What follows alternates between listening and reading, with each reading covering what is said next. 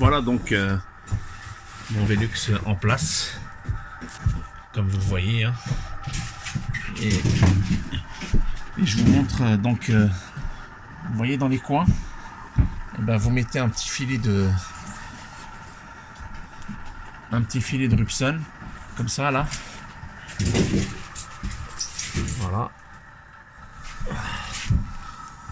Voilà pour éviter l'entrée de l'air. Donc ici dans la rainure, vous voyez ici c'est le placo qui va rentrer, et là ben, entre les deux, ce que vous faites, vous mettez du Sika, hein.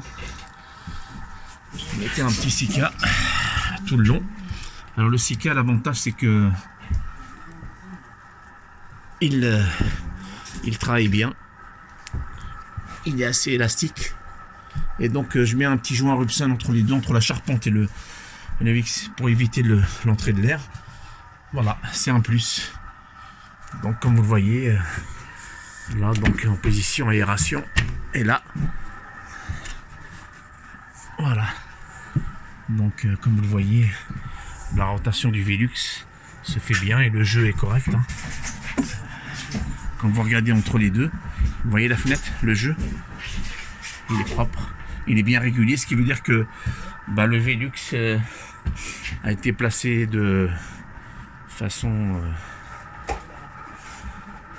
correcte. Donc ce qui permet, si vous placez le cadre sans forcer, donc entre les deux, donc vous voyez le jeu là, entre la fenêtre de toit et le châssis. Voilà. Si votre charpente est bien faite, d'équerre et autres, donc automatiquement votre Velux sera posé de bonne façon. Donc il me reste à finir le joint. Vous voyez le joint entre le Velux et le châssis bois ici, et la charpente qui est là. Donc il faut mettre un petit joint Rupson pour éviter les entrées de courant d'air là.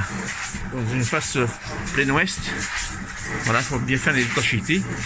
Et ensuite, ben, pareil, identiquement, la couverture, ben, pareil, hein, vous posez la tuile bien ajustée, de façon à ce que l'eau s'écoule bien tout autour. Voilà, je vous montrerai les petites... Voilà. Ah ben, j'ai posé ça par un jour de neige, hein. Vous voyez comment que la bavette est bien collée. Vous voyez là, c'est nickel, hein, c'est propre. Voilà. Donc ensuite, n'hésitez pas à lire la notice pour l'entretien et autres. Voilà, excellente journée.